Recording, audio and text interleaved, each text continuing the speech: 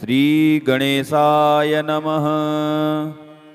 अथ देव्याः कवचं विनियोगः। ॐ अस्य श्री चण्डीकवचस्य ब्रह्मा ऋषिः अनुष्टुप्छन्दः चामुण्डा देवता अङ्गन्यासोक्तमातरो बीजं दिग्बन्धदेवतास्तत्त्वं श्रीजगदम्बा प्रीत्यर्थे सप्तसती पाठाङ्गत्वेन पाठे विनियोगः।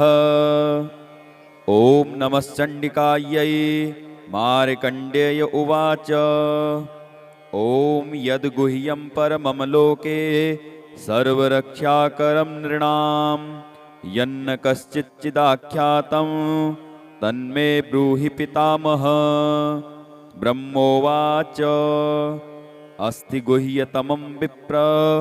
सर्वभूतोपकारकं देव्यास्तु कवचं पुण्यं तच्छृणुस्व महामुने। प्रथमं शैलपुत्री च द्वितीयं ब्रह्मचारिणी तृतीयं चन्द्रघण्टेति कूष्माण्डेति चतुर्थकं पंचमं स्कन्दमातेति षष्ठं कात्यायनीति च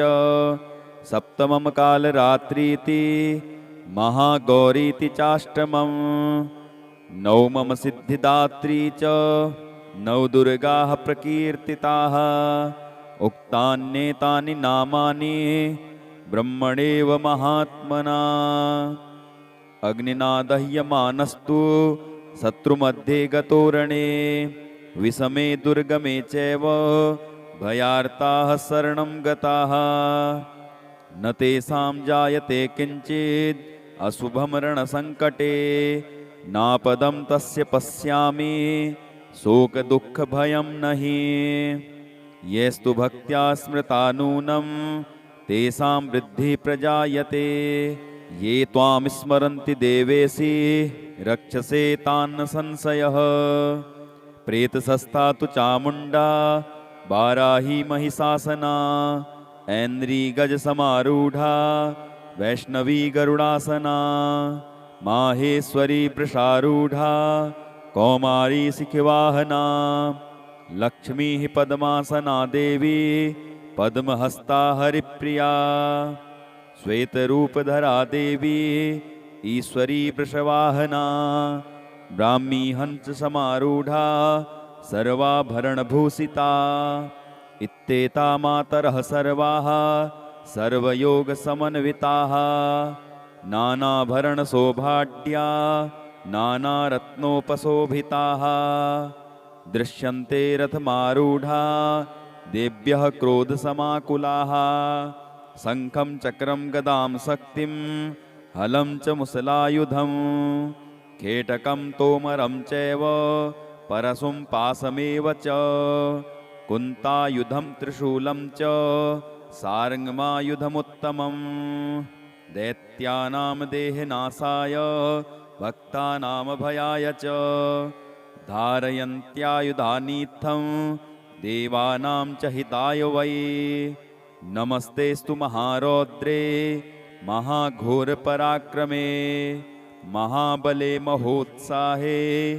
महाभयविनाशिने त्राहि मां देवि दुष्प्रेक्ष्ये शत्रूणां भयवर्धिने प्राच्यां रक्षतु मामेन्द्रिये आग्नेयामग्निदेवता दक्षिणेवतु बाराही नैऋत्यां खड्गधारिणी प्रतीच्यां वारुणी रक्षेत् वायव्यां मृगवाहिनी उदीच्यां पातु कौमारी ऐशान्यां शूलधारिणी ऊर्ध्वं ब्रह्माणि मे रक्षेत् अधस्तात् वैष्णवी तथा एवं दश दिशो रक्षेत् चामुण्डा सववाहना जया मे चाग्रतः पातु विजया पातु पृष्ठतः अजिता वाम पार्श्वे तु दक्षिणे चापराजिता शिखामुद्योतिनी रक्षेत् उमा मूर्ध्नि व्यवस्थिता मालाधरी ललाटे च भ्रुवौ रक्षेद् यशस्विनी त्रिनेत्रा च भ्रुवोर्मध्ये यमघण्टा च नासिके संखिनी चक्षुषोर्मध्ये श्रोत्रयोर्द्वारवासिनी कपोलोकालिका रक्षेत् कर्णमूले तु साङ्करी नासिकायां सुगन्धा च उत्तरोष्टे च चर्चिका अधरे चामृतकला जिह्वायां च सरस्वती दन्तान् रक्षतु कौमारी कण्ठदेशे तु चण्डिका घण्टिकां चित्रघण्टा च महामाया च तालुके कामाक्षी चिबुकं रक्षेत् वाचं मे सर्वमङ्गला ग्रीवायां भद्रकाली च पृष्ठवंशे धनुर्धरी नीलग्रीवा बहिः कण्ठे नलिकां नलकूबरी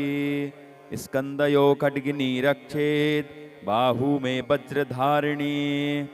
हस्तयोर्दण्डिनी रक्षेत् अम्बिका चाङ्गुलीषु च नखाञ्चूलेश्वरी रक्षेत् कुक्षौ रक्षेत् कुलेश्वरी स्तनौ रक्षेन्महादेवी मनः शोकविनाशिनी हृदये ललिता देवी उदरे शूलधारिणी नाभौ च कामिनी रक्षेत् गुह्यं गुह्येश्वरी तथा पूतना कामिका मेढ्रं गुदे महिषिवाहिनी कट्यां भगवती रक्षेत् जानुनी विन्ध्यवासिनी जङ्गे महाबला रक्षेत् सर्वकामप्रदायिनी गुल्फयोर्नारसिंहीं च पादपृष्ठे तु तैजसी पादाङ्गुलीषु श्रीरक्षेत् पादाधस्तलवासिनी नखान् दष्टाकराली च केशाश्चैवोर्ध्वकेशिनी रोमकूपेषु कौबेरी त्वचं वागीश्वरी तथा रक्तमज्जावसामासान् स्थिमेदांसि पार्वती अन्त्राणि कालरात्रिश्च पित्तं च मुकुटेश्वरी पद्मावती पद्मकोशे कफे चूर्णामणिस्तथा ज्वालामुखी नखज्वाला अवेद्या सर्वसन्धिषु शुक्रं ब्रह्माणि मे रक्षेत् छायां छत्रेश्वरी तथा अहङ्कारं मनोबुद्धिं रक्षेन्मे धर्मधारिणी प्राणापानौ तथा व्यानम् उदानं च समानकं वज्रहस्ता च मे रक्षेत् प्राणं कल्याणशोभना रसे रूपे च गन्धे च शब्दे स्पर्शे च योगिनी सत्त्वं रजस्तमश्चैव रक्षेन्नारायणी सदा आयु रक्षतु वाराही धर्मं रक्षतु वैष्णवी यशः कीर्तिं च लक्ष्मीं च धनं विद्यां च चक्रिणी गोत्रमिन्द्राणि मे रक्षेत् पशून् मे रक्ष चण्डिके पुत्रान् रक्षेन्महालक्ष्मीर्भार्यां रक्षतु भैरवी पन्थानं सुपथा रक्षेन् मार्गं क्षेमकरी तथा राजद्वारे महालक्ष्मीर्विजया सर्वतः स्थिता रक्षाहीनं तु यत्स्थानं वर्जितं कवचेन तु तत्सर्वं रक्ष मे देवी जयन्ती पापनाशिनी पद्मेकं न गच्छेत्तु यदीच्छेच्छुभमात्मनः कवचेनावृतो नित्यं यत्र यत्रैव गच्छति तत्र तत्रार्थलाभश्च विजयः सार्वकामिकः यं यं चिन्तयते कामं तं तं प्राप्नोति निश्चितं परं ऐश्वर्यमतुलं प्राप्स्यते भूतले पुमान् निर्भयो जायते मर्त्यः सङ्ग्रामेष्वपराजितः त्रैलोके तु भवेत् पूज्यः कवचेनावृतः पुमान् इदं तु देव्याः कवचं देवानामपि दुर्लभं यः पठेत् प्रयतो नित्यं त्रिसन्ध्यं श्रद्धयान्वितः देवी कला भवेत् तस्य त्रैलोकेष्वपराजितः जीवेत् वर्षशतं साग्रमपमृत्युविवर्जितः नश्यन्ति व्याधयः सर्वे लूता विस्फोटकादयः स्थावरं जङ्गमं चैव कृत्रिं चापि यद्विषम् अभिचाराणि सर्वाणि मन्त्रयन्त्राणि भूतले भूचराः खेचराश्चैव जलजाश्चोपदेशिकाः सहजाकुलजामाला डाकिनी साकिनी तथा अन्तरिक्षचराघोरा डाकिन्यस्य महाबलाः ग्रहभूतपिशाचाश्च यक्षगन्धर्वराक्षसाः ब्रह्मराक्षसबेतालाः कूष्माण्डा भैरवादयः नश्यन्ति दर्शनात्तस्य कवचे हृदि संस्थिते मानोन्नतिर्भवेत्राज्ञस्तेजो वृद्धिकरं परं यशसा वर्धते सोऽपि कीर्तिमण्डितभूतले जपेत् सप्तशतीं चण्डीं कृत्वा तु कवचं पुरा यावद्भूमण्डलं धत्ते सशैलवनकाननं तावत् तिष्ठति मेदिन्यां सन्ततिः पुत्रपौत्रिकी देहान्ते परमं स्थानं यस्सुरैरपि दुर्लभं प्राप्नोति पुरुषो नित्यं महामायाप्रसादतः लभते परमं रूपं शिवेन सह मोदते